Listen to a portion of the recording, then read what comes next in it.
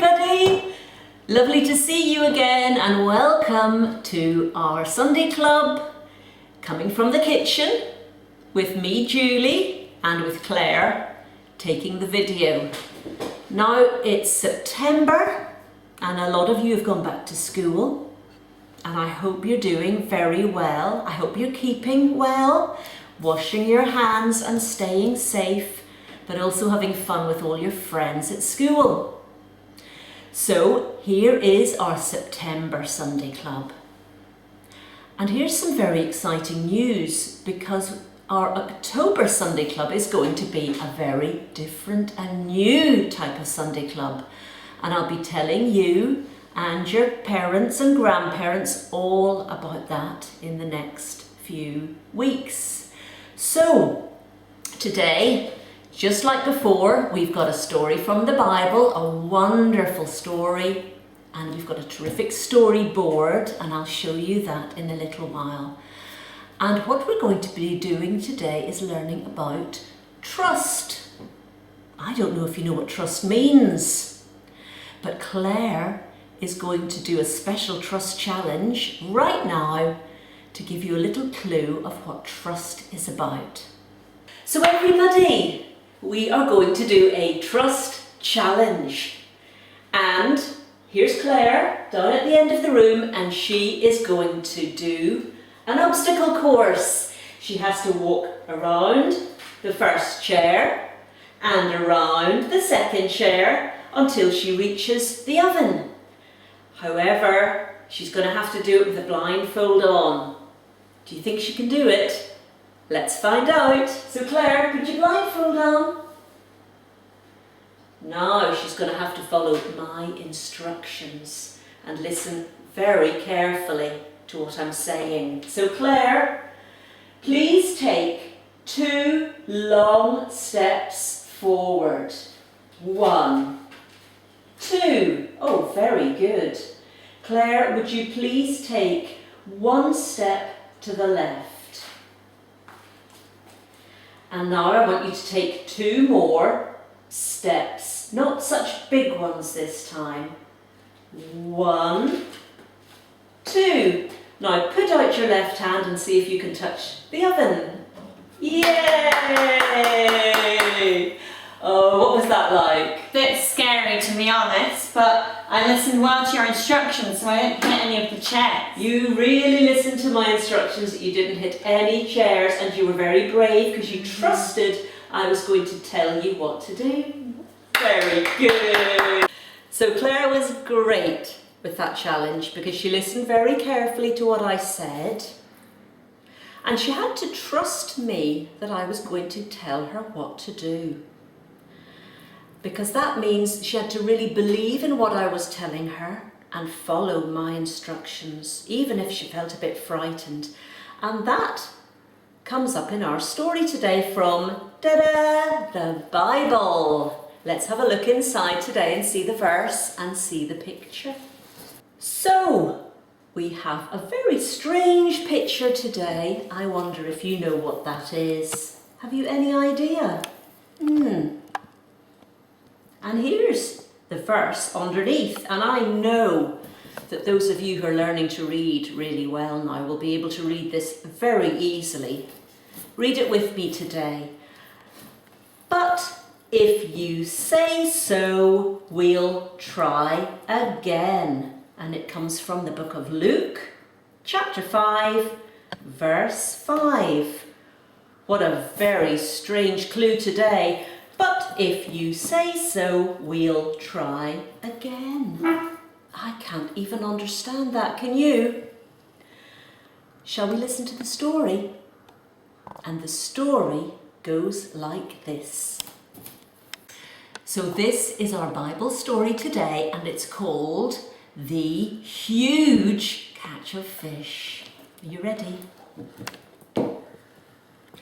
Simon was having a bad morning. He'd been out all night in his boat. He was a fisherman, and fishermen usually did all their fishing by night. It was easier to catch the fish, you see, because the fish couldn't see the nets in the dark, and they'd swim right into them. Only last night they weren't very happy because Simon and his fisherman friends had not caught a single fish. Not one. Simon sat by his boat on the shore cleaning out his nets. He was tired and very grumpy. Just then he noticed a crowd nearby. There was a man standing with them, waving his hands and talking excitedly. It was Jesus! Simon brightened a little because everyone liked Jesus.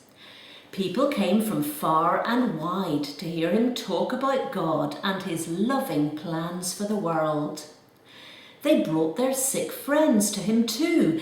You see, Jesus was an amazing healer. All he had to do was put his hands on them and whatever troubled them just went away. Simon turned back to his nets, but suddenly he heard a loud bump. Jesus had jumped into his boat. "Simon," said Jesus, "put the boat out a little, will you? It's easier to speak to everyone from here." Simon felt a little stunned to find someone like Jesus in his boat, but he picked up the oars and he rowed further out into the lake. When Jesus finished speaking to the crowd, he turned to Simon. "How about we go and catch a few fish?" Simon didn't like to say no to Jesus. He was a good man, but fishing? No! Jesus was clearly no fisherman because nobody catches fish in the day. "Master," Simon began, "we've worked hard all night and not caught anything." But there was something about the way Jesus was looking at him, like Jesus wanted Simon to trust him. "Well, if you say so, we'll try again," said Simon, and he began to let down the nets into the water. The nets were barely in the water when Simon felt something pulling on them. Fish! Fish! Everywhere! It was like they couldn't jump into the nets quick enough. Simon and his friends tried to pull them up, but it felt like the nets were going to break. Simon thought quickly. "Hey!" he called to his friends in a boat nearby. "We need a hand! Come quick!" Before long, the two boats were swamped with slippery, shiny fish flapping in the sunlight. Simon couldn't believe his eyes. It wasn't possible. The only person who had power over the seas was God. At last the boat made it back to shore, full of fish. Simon climbed out and he turned to Jesus. He fell down onto his knees and he said, "Jesus, Lord, please leave me. I'm not good enough to even look at you." But Jesus put his arms on Simon's shoulders and he looked him in the eye. "Don't be scared," he said. "I've got a great plan for you. Come, you're going to fish for people." Simon took a deep breath. He knew what he had to do. He could follow Jesus because he knew that he could trust him. He took one last look at the boat, left it behind, and followed Jesus. So now I understand what these pictures are all about. That is a fishing net, a huge fishing net. And underneath here it says, "But if you say so, we'll try again."